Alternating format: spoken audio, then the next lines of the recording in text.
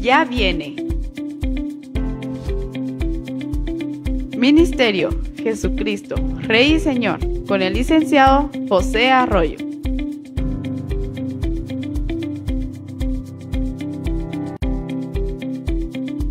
Ya viene. Ministerio Jesucristo, Rey y Señor, con el licenciado José Arroyo.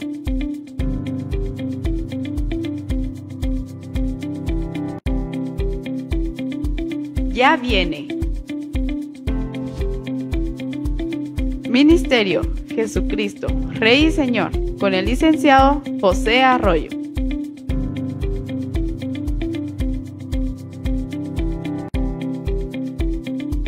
Ya viene. Ministerio Jesucristo, Rey y Señor, con el licenciado José Arroyo.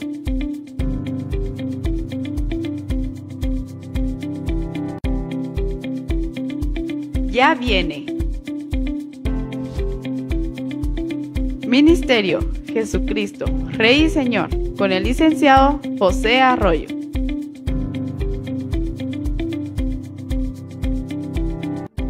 Muy buenas tardes, estamos acá nuevamente en el canal Aspa Visión para estudiar, meditar y comentar la palabra de Dios con el Ministerio Jesucristo Rey y Señor.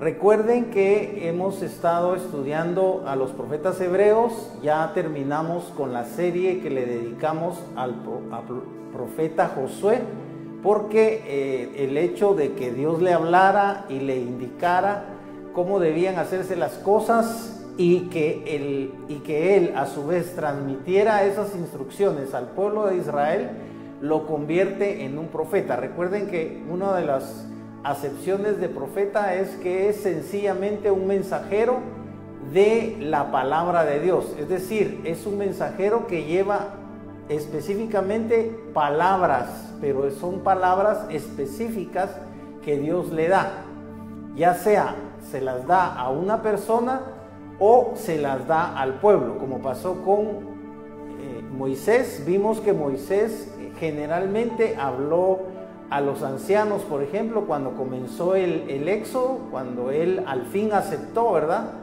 Porque ya saben que Moisés no quería y Dios le dijo que si tenía problemas de expresión, que le iba a apoyar su hermano, ¿verdad? Entonces Aarón, el hermano de Moisés, lo apoyó y así fue como Moisés se fue desenvolviendo, pero en los diferentes estudios que hicimos vimos que Moisés daba palabra, por ejemplo, para el faraón, dio palabra para los ancianos, dio palabra específicamente para faraón cuando tuvo los diálogos, ¿verdad? Y específicamente ya cuando habían salido de Egipto, Dios le dio palabra para todo el pueblo. Así que después vimos la función profética de Josué en el libro de Josué, y que Josué estuvo liderando el ejército para aniquilar a la mayor parte de los pueblos paganos, ¿verdad? Que estaban habitando o que ya habitaban en la región de Palestina, o sea, la tierra de Canaán, que fue la tierra que Dios le prometió. Recuerden que se la prometió a Abraham y que de hecho Abraham venía de Ur de los Caldeos, ¿verdad? Que está al norte, y descendió y pasó por esa tierra que Dios le prometió, la tierra de Canaán, pero sabemos que en su travesía Abraham terminó en Egipto, ¿verdad? Después regresa Abraham a esa tierra y sabemos que en esa tierra estaba ya habitando Jacob, pero que a raíz de los 7 años de hambre que hubo, ustedes saben que José se llevó a Jacob, su padre, a Egipto, y así fue como se quedó toda la familia de Jacob en Egipto. De esa familia que saben ustedes que fue de 70 personas, Dios convirtió 400 años después a esa familia en más de 1 millón, tal vez 2 millones de personas, ¿verdad? Que salieron de Egipto y que conformaron la nación de Israel. Ahora estamos en un momento en el que ya Josué entregó la tierra al pueblo de Israel, pero el pueblo de Israel obviamente ya es otra generación, ya son jóvenes que dice la Escritura que olvidaron a Jehová, olvidaron al Señor, olvidaron lo que se les había enseñado de la ley. Recuerden que ya estaba el Pentateuco, lo que seguramente no estaba escrito era el libro de Josué y por supuesto el libro de Jueces, que se escribió mucho después, ¿verdad? Dice que más o menos el periodo de los jueces dura unos 350 años antes de aparecer la monarquía, que ustedes saben que comienza con Saúl, pero el libro de Jueces es escrito más o menos en la época de David, en el año 1000. Estábamos diciendo en la clase anterior que fue escrito más o menos entre el año 1043 y el año 1004, ¿verdad? Entonces, esa era la época más o menos de la vida de los primeros reyes, de Saúl y del rey David. Entonces, 350 años atrás fue que sucedió esto. Y nos quedamos en la clase anterior en el análisis de la profetisa Débora. Recuerden que aquí la Escritura ya la declara a ella como profetisa. Y vamos a terminar esta historia que recuerdan ustedes que nos quedamos en el momento en el que Débora le da una profecía a Barak para que Barak sea el general y el que tome la iniciativa, pero Barak se niega y la condiciona a ella, le dice yo iré, pero si tú me acompañas. Entonces viene ella y le dice está bien, pero la gloria no va a ser tuya, sino que la gloria va a ser para una mujer, ¿verdad? Porque Débora era mujer y entonces ella resultó siendo la que, por así decirlo, se convirtió en la heroína, ¿verdad? O en la generala, o en la general del ejército de Israel que venció a Sísara. Esta era una batalla contra Sísara. Vamos a leer en el capítulo 4, verso 14, porque es muy interesante aquí la función profética de Débora. Dice la palabra de Dios: entonces dijo Débora a Barak, levántate, que este es el día en que Yahvé ha entregado a Sísara en tu mano. Ahora vean la forma en la que ella profetiza. ¿No ha salido ya Yahvé delante de ti? Y Barak bajó del monte Tabor y 10,000 hombres en pos de él. O sea, Débora le está dando una profecía en forma de una pregunta, ¿verdad? Le está preguntando, ¿no ha salido ya Yahvé delante de ti? Algo así como, ¿no se te ha dado ya la orden de que pelees? O sea, ya, ¿qué estás esperando? Ella le está profetizando, pero con una pregunta, ¿verdad? Entonces inmediatamente él sale, dice, y Yahvé, verso 15, destrozó a Sísara. Fíjense bien, cuando ella da la profecía, el Señor no ha obrado. Por eso es que es una profecía, porque está anunciando que el Señor va a realizar algo. En este caso, el Señor iba a derrotar al ejército de Sísara. Y entonces le dice, cuando ella le pregunta, ¿no ha salido ya Yahvé delante de ti? O sea, tú vas a ir con 10,000 hombres, pero el que realmente va a dar la batalla es el Señor, y Él ya salió delante de ti. ¿Por qué? Porque es Dios. ¿Y cómo iba a salir Dios a una batalla? En su calidad de Dios iba a llevar a un ejército, no se sabe de cuántos miles de ángeles, ¿verdad? Porque Dios es Dios y Él es el Todopoderoso y Él es el que creó a todos los ángeles. Los ángeles los creó con varios propósitos, los creó para que fueran sus mensajeros. Los ángeles son mensajeros, pero hay ángeles que ustedes saben que son los serafines, también hay unos que se llaman terafines, los arcángeles que ustedes saben que son los ángeles guerreros, pero la Biblia realmente solo habla del arcángel Gabriel. Es la edición de la Biblia católica, que ustedes saben que tiene 6 libros más, que la Biblia evangélica o la edición protestante denomina deuterocanónicos, o sea, fuera del canon, ¿verdad? Y entonces en estos otros libros es donde se habla del arcángel Miguel y del arcángel Rafael, pero en la Escritura solo se habla del arcángel Gabriel. O sea, la Escritura no habla del arcángel Miguel y del arcángel Rafael. Ahora vemos aquí verso 16, pero Barak persiguió los carros. Vamos a terminar. Dice, con todos sus carros y todo su ejército a filo de espada delante de Barak. Miren, dice, Yahvé destrozó a Sísara. ¿Se dan cuenta? O sea, Dios de alguna forma le hizo sentir o le dijo a Débora que él iba a ganar la batalla por el pueblo de Israel. Entonces, por eso es que Débora le pregunta a Barak, ¿verdad? Pero es una pregunta profética. Algo así como que si dijéramos actualmente, ¿no ha dicho ya el Señor que eres más que vencedor? Por ejemplo, en el caso de algún pastor o en el caso de algún padre de familia que tenga que exhortar a su hijo, o un pastor que tenga que ayudar o exhortar o motivar a alguno de los miembros de su iglesia, diciéndole por qué estás atribulado, o por qué estás derrotado, o por qué te sientes derrotado, o por qué estás deprimido, si ya la Escritura ha dicho que eres más que vencedor. Se lo puede decir en un tono de pregunta. No ha dicho Jesús que, o no dice la Escritura que somos más que vencedores por medio de Cristo Jesús. O sea, eso se puede hacer como una pregunta, pero puede tener un carácter profético. ¿Por qué? Porque cada vez que tú lees o dices la palabra de Dios, en cierta forma estás profetizando, porque estás dando un mensaje que está aquí en la palabra de Dios. Pero siempre y cuando lo que tú digas está estrictamente, ¿cómo se dice? Estrictamente basado en la Escritura, o sea literal lo que tú estás diciendo de la Escritura. Si tú estás dando el mensaje del Evangelio, en cierta forma estás profetizando, porque estamos manejando una definición o una acepción de la palabra profetizar, no como un mensaje que vaticina el futuro, no como un mensaje en el que forzosamente Dios está diciendo que dentro de un año, o dentro de 10, o dentro de 20, o dentro de 100 años va a pasar esto y lo otro. No, sino que con el hecho de que tú des un mensaje directamente de parte de Dios, tú ya tienes una función profética, porque hay que entender y hay que aceptar que la profecía no solamente tiene este carácter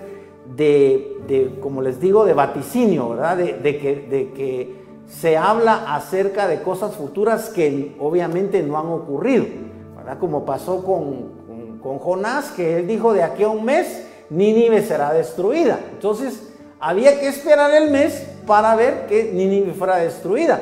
Pero como tanto el rey como el pueblo de Nínive creyó en la profecía, entonces dice la Escritura que se arrepintieron y Dios los perdonó y ya no hubo destrucción. Entonces la profecía siempre tiene un propósito, y el profeta, que es un genuino profeta de Dios, solamente da el mensaje, y a la gente le corresponde creerlo y obedecer, o no creerlo y por lo tanto rechazarlo, y por lo tanto no prepararse y recibir las consecuencias. En este caso, Barak creyó completamente a Débora, y entonces dice que salió con 10,000 hombres. Pero Yahvé, dice en el verso 15, destrozó a Sísara con todos sus carros y todo su ejército a filo de espada delante de Barak.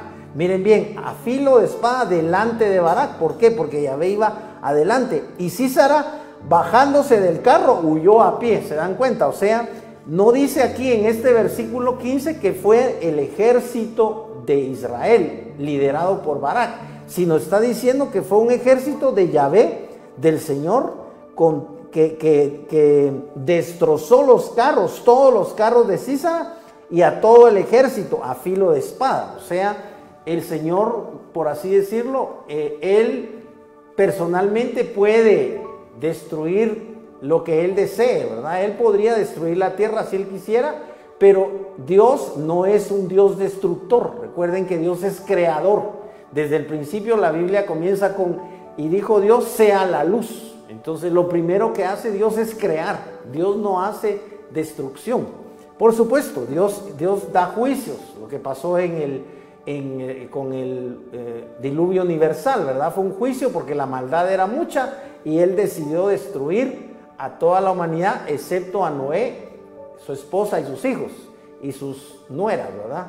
Entonces también decidió destruir Sodoma y Gomorra con fuego, porque era demasiada la maldad, o sea, el pecado era demasiado. Llega un momento en el que en las sociedades, sea de Guatemala o de cualquier país, si el pecado es demasiado, llega un momento en el que Dios actúa, y Dios actúa de diferentes formas. Puede venir una guerra a ese pueblo, puede venir un terremoto, puede venir un maremoto, puede venir diferentes, una tormenta tropical, puede venir miles de cosas, puede venir, imagínense ustedes lo que hemos estado pasando o atravesando, como fue el COVID, que gracias a Dios ya casi que no hay casos de COVID, pero sufrimos todo la cuarentena del COVID. Vamos a terminar, dice verso 16, pero Barak persiguió los carros y al ejército hasta Jaroset Goim, y todo el ejército de Sísara cayó a filo de espada hasta no quedar ni uno. Ahora, vea, esta fue la profetización de Débora de la victoria. O sea, cuando Débora le hace la pregunta, cuando a Barak le dice, ¿no ha salido ya Yahvé delante de ti? O sea, con eso le está profetizando la victoria, y esto fue lo que ocurrió.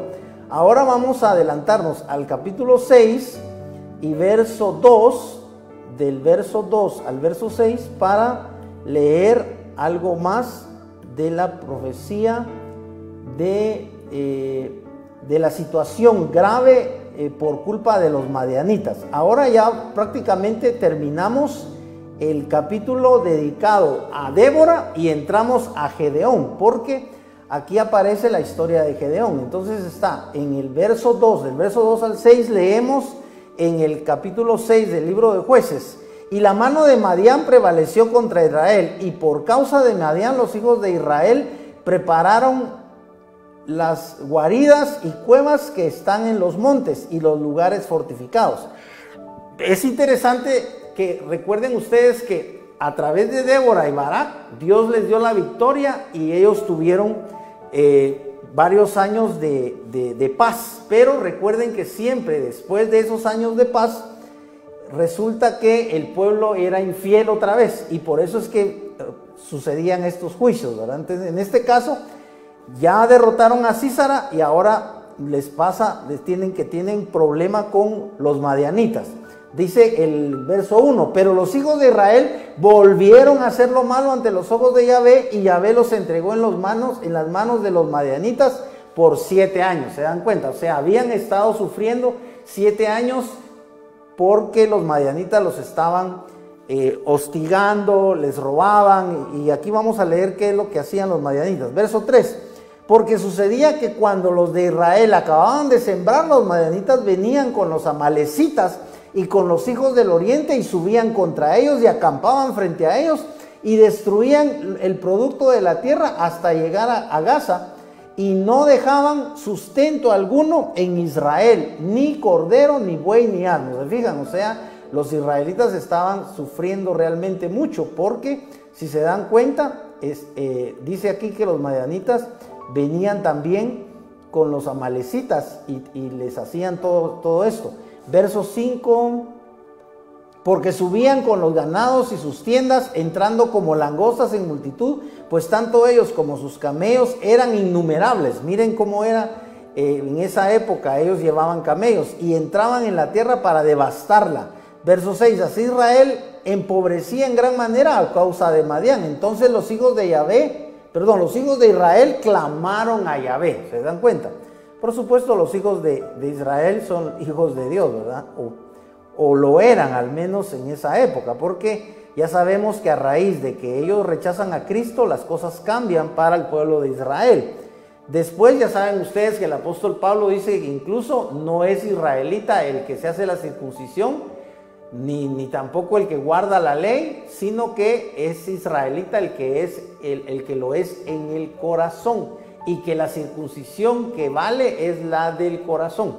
Pero este no es el tema. Entonces vamos a adelantar acá para ver qué pasa con Gedeón. Del verso 7 al 10 nos dice la escritura: y sucedió que cuando los hijos de Israel clamaron a Yahvé a causa de Madián, miren, primero está siempre la causa de la invasión de los madianitas, era que los israelitas o el pueblo de Dios dejaba a Dios esta expresión dejaban a Dios quiere decir que ellos se volvían a los ídolos y se olvidaban de Dios, y Dios es un Dios que requiere, que demanda. Recuerden ustedes que el primer mandamiento es el amor a Dios.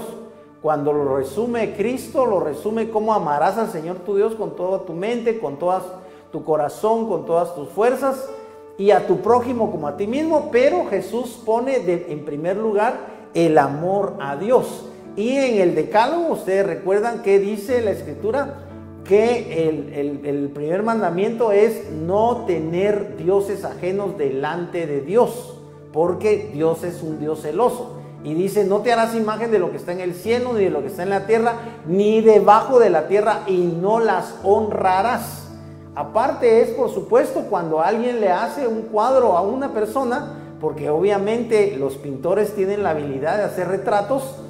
Entonces, durante toda la historia de la humanidad ha habido pintores. Ustedes recuerden que los grandes pintores del Renacimiento, como Rafael, como Leonardo da Vinci, como Miguel Ángel mismo, aunque Miguel Ángel fue más escultor, ¿verdad? Pero también fue pintor. Pero tantos pintores, Caravaggio, Brunelleschi, tantos pintores, ¿verdad?, del Renacimiento.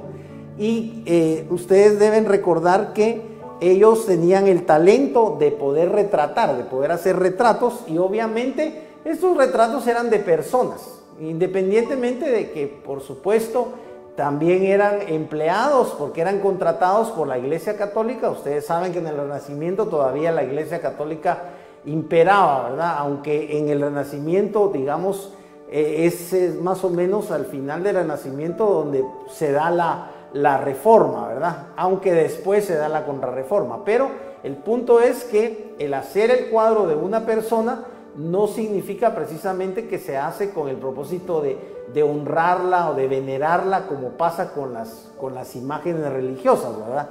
Entonces, en este sentido, siempre ha habido pugna, porque el problema no es hacer la imagen de una persona, sino el mandamiento es claro en que dice, no las honrarás. Entonces, obviamente, si tú pagas para que te hagan un cuadro de ti mismo, es simplemente un documento gráfico de cómo eres tú, o de cómo eras tú cuando tenías 30 años, porque tal vez ahora ya tienes 60, ¿verdad? O ya tienes 80, y tú querías que tus nietos y tus hijos y tus bisnietos te recordaran cómo eras cuando tenías 30 años. Y otra cosa es que ese cuadro sea venerado, sea objeto de veneración, sea objeto de honra, como pasa, como ya sabemos, con las imágenes de la Iglesia Católica. Pero vamos a volver acá porque estamos en el asunto de Gedeón.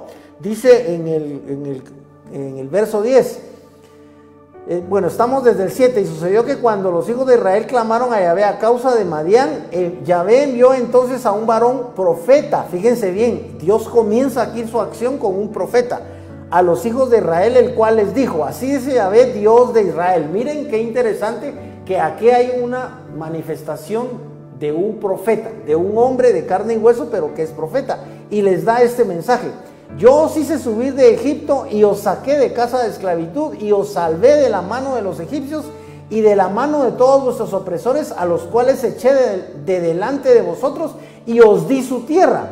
Y os dije, yo soy Yahvé vuestro Dios, no temáis a los dioses del amorreo en cuya tierra habitáis, pero no obedecisteis mi voz. ¿Se dan cuenta? Esto fue esto es siempre lo que molesta al Señor, y lo que molestó al Señor en toda la historia del pueblo de Israel, la historia veterotestamentaria, ¿verdad? Que ya hemos visto que es toda la historia del Antiguo Testamento. Siempre el problema básico, porque por supuesto que hubo otros problemas, por supuesto que había asesinos en el pueblo de Israel, había ladrones, o sea, había prostitutas, había de todo, seguramente. Quizá también había homosexuales, de eso no se habla en la Escritura, pero seguramente, porque ese es un pecado, digamos, normal, entre comillas, entre todos los pecados, ¿verdad? O sea, ¿cuáles son los pecados que vemos actualmente? Todos los que ustedes ya conocen. Y lo mismo pasaba en la época de Cristo, y lo mismo pasaba en esta época que estamos hablando de unos 1300 50 años antes de Cristo. Verso 10, y os dije, yo soy Yahvé vuestro Dios, no temáis a los dioses del amorreo en cuya tierra habitáis, pero no obedecisteis a mi voz. Verso 11, entonces el ángel de Yahvé vino y se sentó bajo la encina que está en Ofra, que era de Joás Abiezerita, y dijo Gedeón, y su hijo Gedeón, aquí es donde aparece ya la figura de Gedeón, y su hijo Gedeón estaba desgranando espigas en el lagar para esconderlo de los madianitas. Miren qué interesante, porque dice, entonces el ángel de Yahvé vino y se sentó bajo la encina que está en Ofra. Qué interesante, aquí ángel aparece con minúscula, pero ya sabemos que la expresión ángel de Jehová o ángel de Yahvé, en este caso, porque ya saben que estamos usando la edición stuttgartiana o stuttgartense, y esta versión siempre usa la palabra Yahvé, ¿verdad? Para el nombre divino de Dios. Ustedes saben que ese nombre es el que traducen en la Biblia católica. Una de las ediciones que es muy famosa es por varios biblistas, Coluña, Nácar, Fuster o Fusta. Esta Biblia traduce Yahvé. Siempre que ustedes lean esa versión dice Yahvé. Así que uno de los nombres del Señor es Yahvé. Ustedes saben que los cristianos mesiánicos usan la expresión Yahweh, ¿verdad? En lugar de decir Yahvé, usan como la W al final y pronuncian Yahweh, ¿verdad? Entonces, verso 12, y se le apareció el ángel de Yahvé, de Yahvé, y le dijo, Yahvé es contigo, varón fuerte y valiente. Aquí está hablando el ángel de Dios o el ángel de Jehová a Gedeón.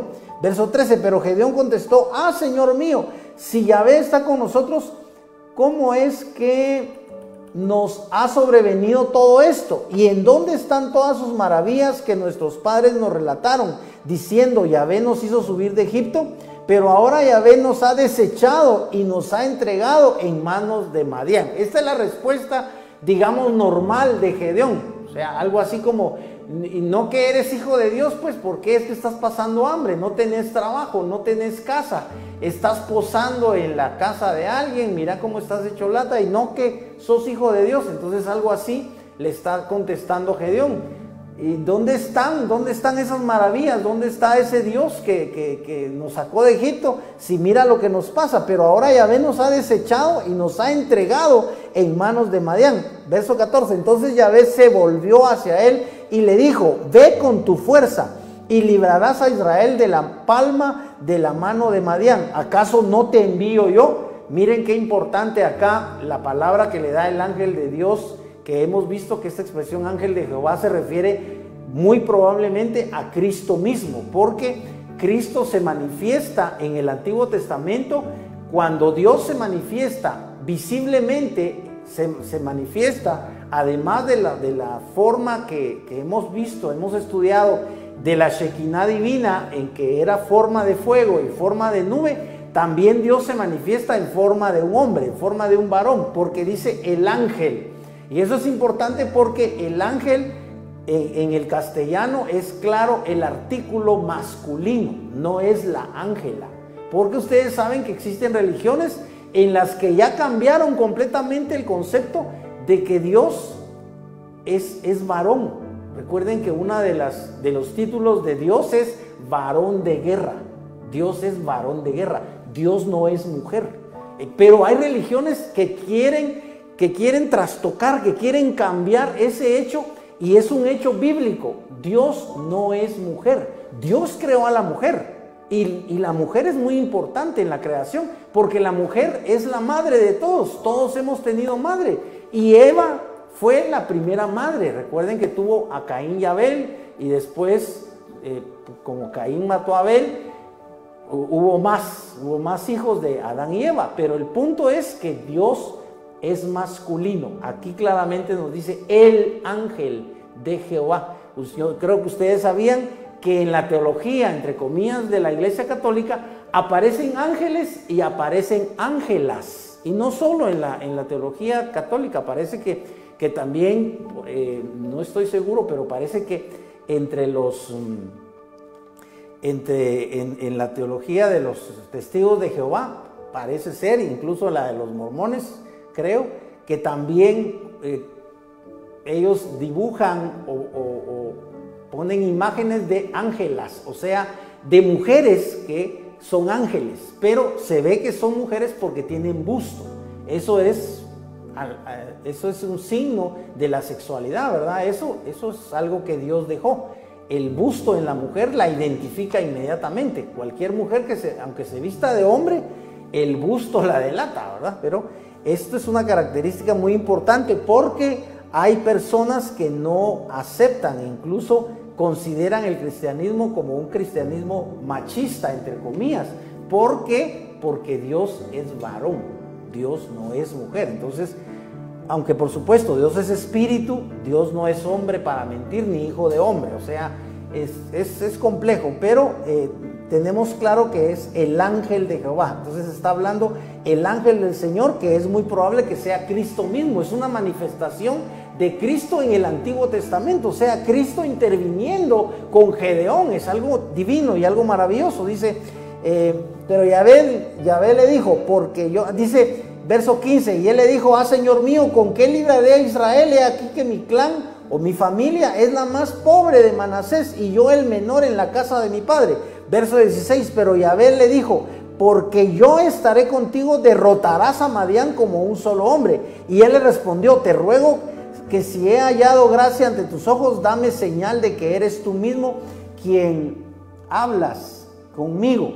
Verso 18, no te muevas de aquí, te ruego, hasta que vuelva a ti, saque mi ofrenda y la ponga ante tu presencia.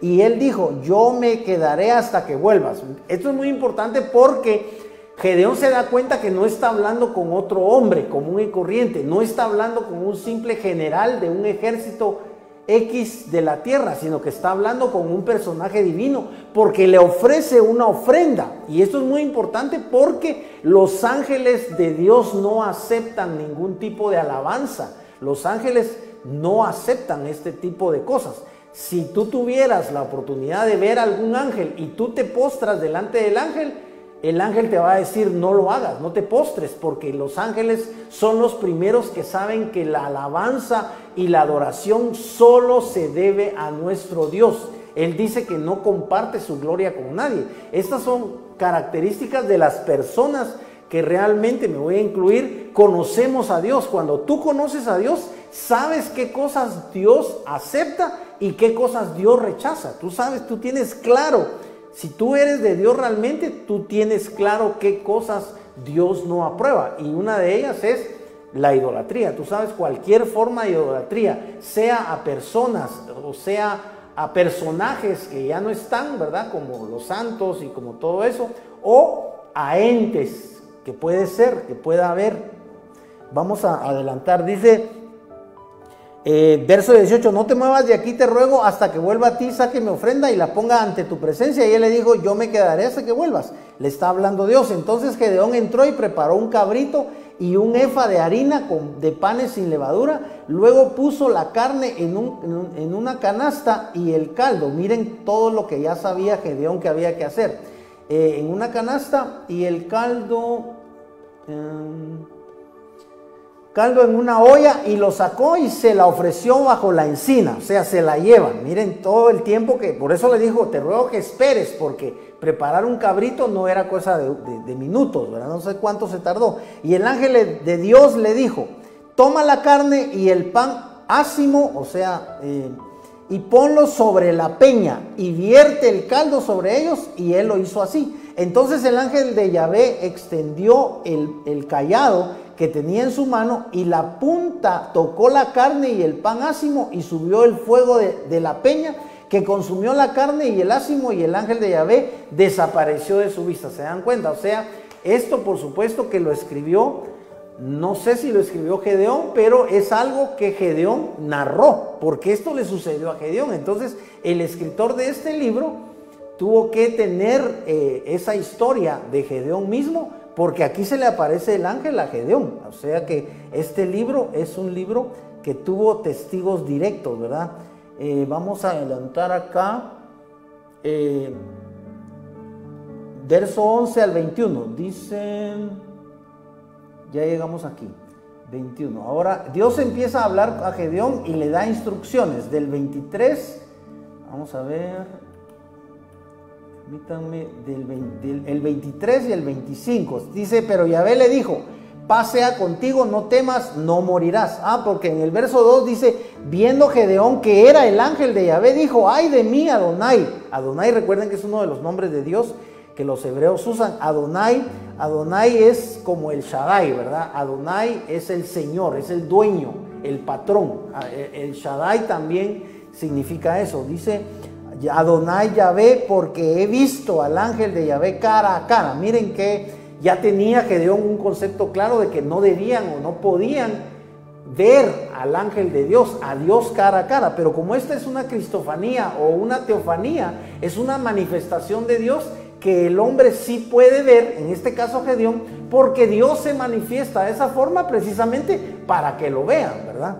Entonces, verso 23, pero Yahvé le dijo, paz sea contigo, no temas, no morirás. Verso 24, y Gedeón construyó ahí un altar a Yahvé. Miren qué interesante, o sea, Gedeón tenía ese conocimiento de las consecuencias de que uno tuviera una teofanía o una revelación o una manifestación de Dios.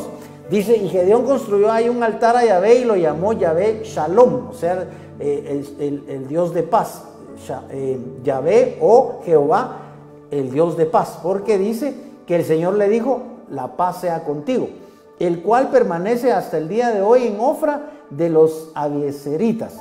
Verso 25, pues aconteció en aquella misma noche que Yahvé le dijo, miren, aquí le está hablando Dios, porque este es el punto, Dios le está hablando a Gedeón. Entonces, desde el momento en el que Dios le está hablando a alguien, en este caso en el pasado, o desde el momento en el que Dios te está hablando, Dios te puede hablar a través de muchos canales. Dios te puede hablar a través de tus padres, a través de algún amigo, incluso a través de algún desconocido, pero tú tienes que estar atento porque el mensaje que te va a dar siempre tiene que ver con Dios, tiene que ver con Cristo, tiene que ver con la Biblia. Esos son mensajes de Dios. Por supuesto, si te hablan de política, de lo podrida que está la política en Guatemala, allí no hay mensaje de Dios. ¿Por qué? Porque los políticos en Guatemala es evidente que son pecadores, o sea, todos somos pecadores, pero ellos particularmente, unos a otros se critican y se señalan cada uno, unos a otros señalan los pecados del otro, ¿verdad? Por ejemplo, el partido, bueno, mejor no hablemos de política, pero esto está muy interesante, verso 26, dice, verso 25, que tiene tu padre el novillo, así, aquí le está dando instrucciones, miren las instrucciones desde el verso 25, dice, pues aconteció aquella misma noche que Yahvé le dijo, toma el novillo, Dios le está diciendo que tome un novillo, ¿verdad? O sea, un toro que es, ya sabemos que es un cachorro, ¿verdad? Que es pequeño, que tiene tu padre el novillo rojo, todo bermejo, vamos a ampliar aquí, todo bermejo, o sea, todo rojo, y derriba con él el altar de Baal que tiene tu padre, y tala la acera que está a su lado. ¿Se dan cuenta? O sea, había una acera que es una diosa y había que talarla, o sea, probablemente estaba sembrada en la tierra, había que cortarla. Dice, había una acera al lado de ese Baal y construye. Imagínense, el propio padre de Gedeón era idólatra y tenía ahí una imagen de Baal y una de acera. Entonces Dios le está dando instrucciones acerca de que él debe destruir esos ídolos y construye debidamente un altar a Yahvé tu Dios en la parte más alta de esta peña. ¿Se dan cuenta? O sea, tiene que destruir esos ídolos y tiene que levantar un altar en la parte más alta de la peña. Luego toma el buey rojo y ofrécelo en holocausto con la madera de la acera que habrás cortado. Miren qué interesante. Tomó pues Gedeón, o sea que esta diosa era de madera, porque le está diciendo que la use como madera para el fuego. Dice, tomó pues Gedeón 10 hombres de los de sus siervos e hizo como le había dicho Yahvé, pero por temor a la casa de su padre y a los hombres de la ciudad no hizo eso de día, sino que lo hizo de noche. Cuando los hombres de la ciudad se levantaron por la mañana, he aquí el altar de Baal estaba demolido y la acera que había junto a él estaba cortada, y el novillo rojo había sido ofrecido en holocausto sobre el altar construido. Y se decían unos a otros, ¿quién ha hecho esto? Y cuando indagaron y preguntaron, se les dijo, Gedeón, hijo de Joás, ha hecho esto. Por lo cual los hombres de la ciudad dijeron a Joás, el papá de Gedeón, miren qué interesante este diálogo, saca a tu hijo para que muera, imagínense, porque él había destruido los ídolos. Esto pasa porque es evidente que la gente idólatra quiere los ídolos. Tú no le puedes tocar un ídolo a una persona idólatra porque lo que vas a conseguir es que te pegue o que te quiera matar, porque como decimos en Guatemala, Dios guarde que tú lo toques, mucho menos que tú lo vayas a destruir o a quemar como pasó acá. Entonces miren lo que está diciendo la gente, y la gente es insensata, no se da cuenta que eso, la escritura dice, tienen ojos y no ven, tienen piernas y no caminan, tienen manos y no tocan. ¿Por qué? Porque son esculturas, hermanos, son esculturas o son pinturas que el hombre ha hecho que no tienen vida, porque el hombre no puede dar vida. Por supuesto, ahora ya existen los robots y la inteligencia artificial, pero eso digamos que es una forma de vida, pero no es la vida, no es la vida como nosotros la tenemos. El hombre no es capaz de hacer a otro ser humano como Dios, ¿verdad? Porque eso sabemos que solo Dios lo puede hacer. Entonces estamos aquí leyendo esto que sucedió con con Gedeón, que destruyó el altar de Baal. Dice, saca a tu hijo para que muera, porque ha demolido el altar de Baal y ha talado la acera, o sea, la imagen de acera que había junto a él. Pero Joás, miren qué inteligente Joás, a pesar de que Joás era idólatra, les dijo, pero Joás respondió a todos los que estaban ante él, ¿pretendéis contender por Baal o queréis ayudarle? Quien pretenda contender por él será muerto antes de la mañana. Si es Elohim que contienda por sí mismo, o sea, si ese Dios, entre comillas, ese Dios es con minúscula, es un Elohim, porque es uno de los nombres antiguos de Dios. Si es Elohim, que contienda por sí mismo con el que demolió su altar. O sea, si realmente este Baal es un Dios, tiene poder. Y si esta Acera es una diosa, supuestamente tiene poder. ¿Por qué va a necesitar un Dios con minúscula que alguien contienda por él? Es porque esos dioses realmente, como dice la Biblia, son vanidad. O sea, realmente esos dioses no son Dios. Por eso es que él les está explicando eso. Verso 32, por esto fue apellidado en aquel día Jerobaal, es decir, contienda con él Baal, por cuanto derribó su altar. ¿Se dan cuenta? O sea, en este caso nos está enseñando que hasta le cambiaron el nombre a Gedeón. Estamos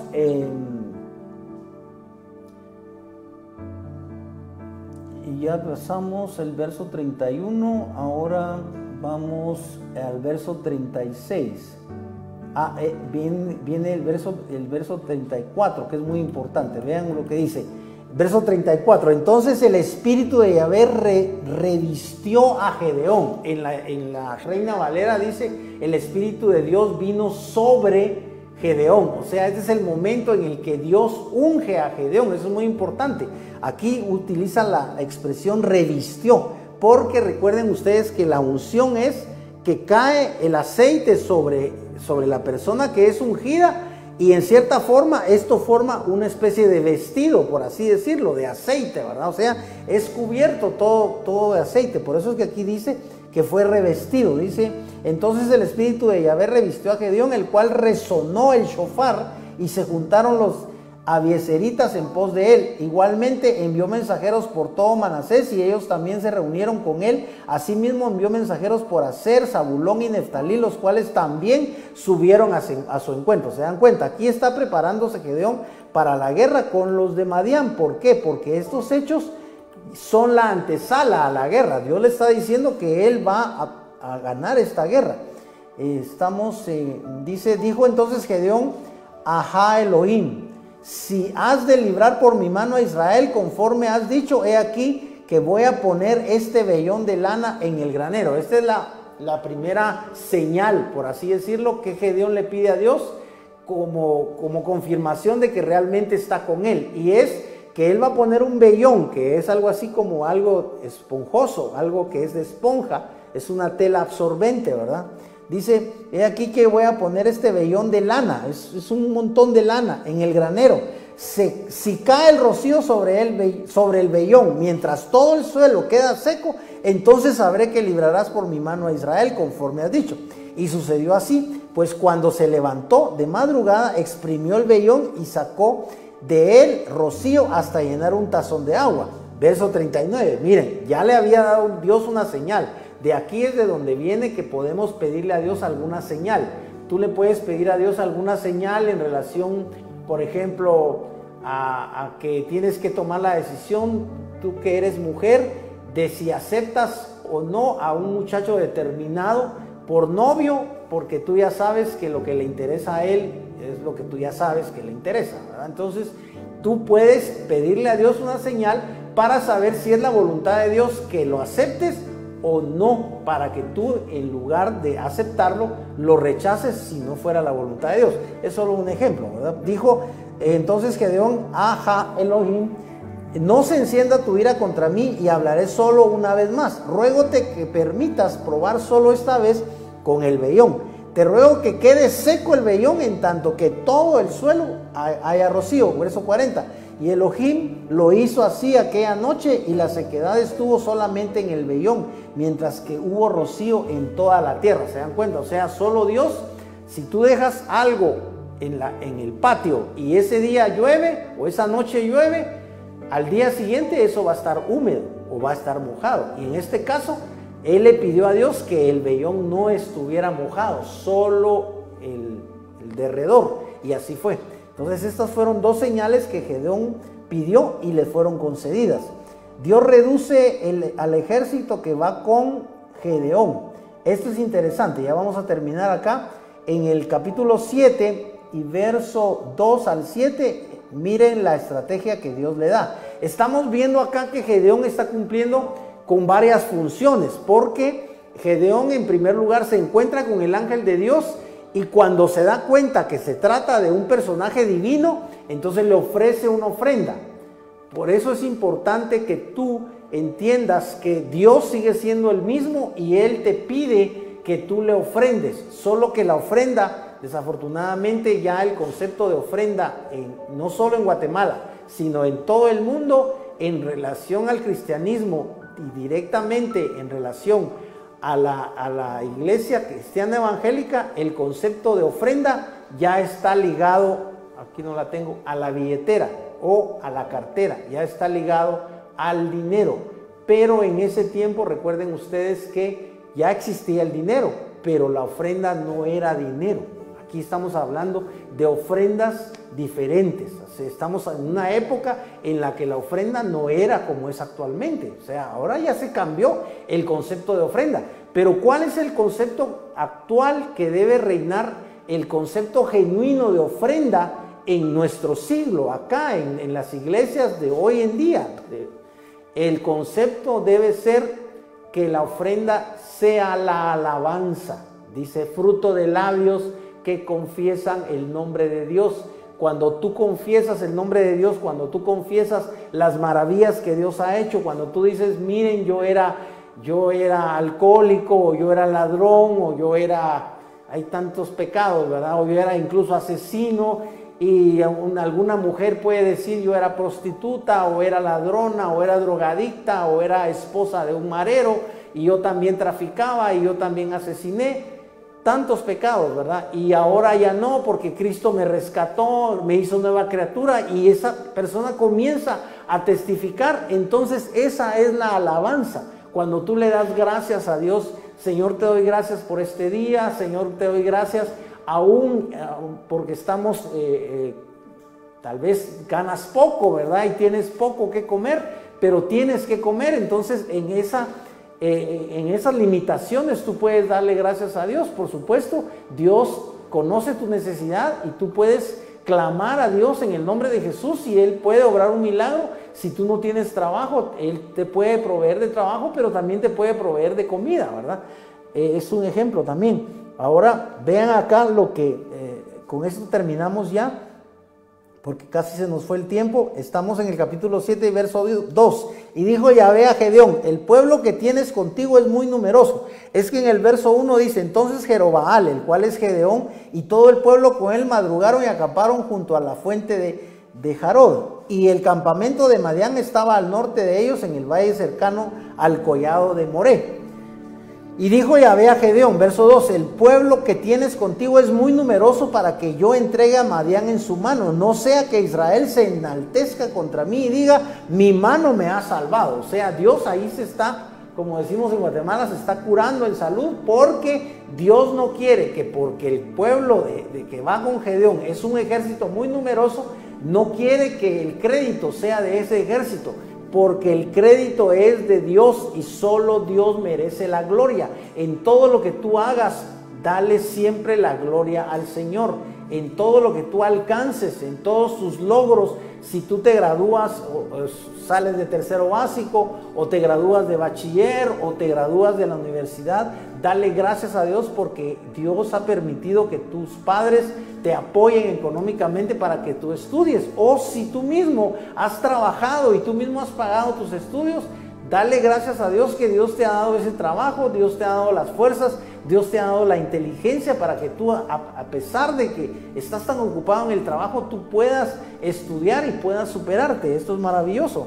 Todas las cosas, dice, recuerda que el sabio Salomón decía que en todo lo que tú te puedas aplicar, todas las cosas buenas que tú puedas hacer, hazlas. Por supuesto, las cosas buenas, ¿verdad? No nos vamos a dedicar a destruir, a hacer cosas malas, a hablar. Recuérdate que aún de todo lo que digamos vamos a dar cuenta. O sea, aún lo que tú digas debe ser para bendecir, debe ser para edificar. No te prestes tú para estar hablando, calumniando a la gente, diciendo que fulano, sutano o mengano son ladrones, o son homosexuales, o son políticos corruptos. Bueno, pero no sirvas tú a la maldad, sino sé instrumento de Dios para el bien. Vamos a terminar ya porque se nos fue el tiempo, solo leemos acá. Dice, pregona pues a oídos del pueblo, diciendo: quien tema y tiemble, vuélvase y retírese del monte de Galaad. Y de los del pueblo se volvieron 22,000. Miren cuántos tuvieron temor. Ya quitó él, habían como 30,000. Entonces ya quitó 22,000 y quedaron 10,000. Entonces dijo Yahvé a Gedeón: aún el pueblo es mucho. O sea, Dios no quería 10,000. Haz que bajen a las aguas y te los probaré ahí. Y será que de quien yo te diga: vaya este contigo, irá contigo, pero del que te diga: no vaya este contigo, no irá. Ahí vemos cómo Dios le está hablando. Imagínense, le está hablando hasta en detalle quiénes van a ir con él. Y para resumirles, aquí Dios le dice a Gedeón que ponga a la gente a beber. Esos quedaron solo 10,000 y pusieron a beber, vamos a ver, y de los del pueblo se volvieron 22,000 y quedaron 10,000. Entonces, de esos 10,000 dice: haz que bajen a las aguas y te probaré ahí, será que de quien yo te diga. Bueno, hizo pues que el pueblo bajara a las aguas, y dijo Yahvé a Gedeón: todo el que lama las aguas con su lengua, como lame el perro, lo pondrás aparte. Asimismo, a todo el que se arrodilla para beber. Vamos a ver, verso 5, entonces verso 6. Y el número de los que bebieron y lamieron fue de 300 hombres, pero el resto del pueblo se arrodilló para beber el agua. ¿Se fijan? Esa era la forma de elegir. Hay una forma aquí de elegir y solo eligieron a 300. Desafortunadamente se nos fue el tiempo, pero vamos a continuar en la próxima clase porque está muy interesante esto. Vamos a dar gracias y a orar para bendecir al Señor por este tiempo. Padre, te damos infinitas gracias en el nombre de Jesús, porque tú nos permites predicar tu palabra, Señor. Tú me permites enseñar tu palabra. Nosotros nada sabemos, pero tu palabra dice que es tu Espíritu, el divino Maestro, el que nos enseña, el que nos guía a toda verdad. Y estamos pidiéndote, oh Espíritu Santo, que seas tú el que nos enseñe tu palabra, que seas tú el que nos revele lo que está escondido acá en tu palabra y el que nos haga entender lo que tú quieres decirnos con esta palabra. Padre, en el nombre de Jesús, que esta palabra pueda llegar al corazón de mis hermanos, Señor, porque no es palabra mía, no es mensaje mío, sino que es tu palabra, Señor. Que esta historia de Gedeón, por ejemplo, pueda calar allí en el corazón, en el alma, en los huesos de mis hermanos, que tú eres un Dios que respalda a aquellos que creen en ti, que tú eres un Dios que pelea nuestras batallas, Señor. Tú eres un Dios que no permite que el enemigo se ensoberbezca sobre nosotros, y que eres un Dios que está dispuesto a darnos la victoria. Padre, en el nombre de Jesús oramos por todos aquellos que están atravesando por tribulaciones, por enfermedades, por escasez, aquellos que están atravesando por situaciones bien problemáticas en su hogar. Padre, en el nombre de Jesús, ten misericordia y sé tú el que llegue directamente, Señor, a esos hogares en la persona de Jesucristo. Padre, te pedimos por tu Espíritu Santo, que tu Espíritu Santo sea el que entre, Señor, en esos hogares, el que sea el huésped de honor, Señor, en esos hogares, que mis hermanos puedan abrir su corazón, abrir su casa para la presencia de tu Espíritu Santo. Espíritu Santo, estamos rogándote en el nombre de Jesús que seas tú el que lleves a la libertad a mis hermanos, que seas tú el que lleves sanidad al cuerpo de mis hermanos, que seas tú, Señor, el que libere a esos jóvenes que están en drogas, Señor, y que son hijos de cristianos. Padre, en el nombre de Jesús, oye la oración de las madres que claman a ti, Señor, pidiendo que sus hijos sean apartados para ti, que sean para servicio tuyo. Padre, en el nombre de Jesús, que todos aquellos que están siendo esclavizados por el enemigo, Padre, que sean libres por el poder del nombre de Jesús, que sean libres por la intervención de Cristo mismo en la vida del hogar. Padre, oramos para que Cristo entre en el corazón y en la vida de cada uno de mis hermanos, Señor. En el nombre de Jesús oramos para que mis hermanos tengan la fe, tengan el valor, Señor, tengan la humildad de inclinarse delante de ti, que eres el Dios verdadero, y que aunque eres invisible, eres real y estás presente en todo lugar. Padre, en el nombre de Jesús, que mis hermanos puedan recibir fe de tu palabra, y con esa fe, Señor, puedan acercarse a ti a través de Jesús para obtener el auxilio, para obtener la ayuda, para obtener la provisión, para obtener la bendición. Padre, te damos infinitas gracias por tu presencia, Señor, en este canal, por tu presencia en la vida de mis hermanos, y te damos gracias, Señor, por todos aquellos a quienes tú estás salvando y aquellos a quienes salvarás, Señor, a través de estos programas. En el nombre poderoso de Jesús te damos gracias. Amén y amén.